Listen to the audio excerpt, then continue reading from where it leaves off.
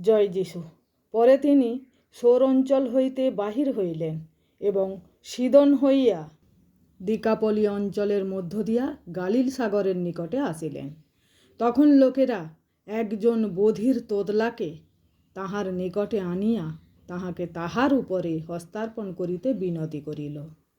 তিনি তাহাকে ভিড়ের মধ্য হইতে বিরলে এক পার্শ্বে আনিয়া তাহার দুই কর্ণে আপন অঙ্গুলি দিলেন, থুথু ফেলিলেন ও তাহার জিহ্বা স্পর্শ করিলেন।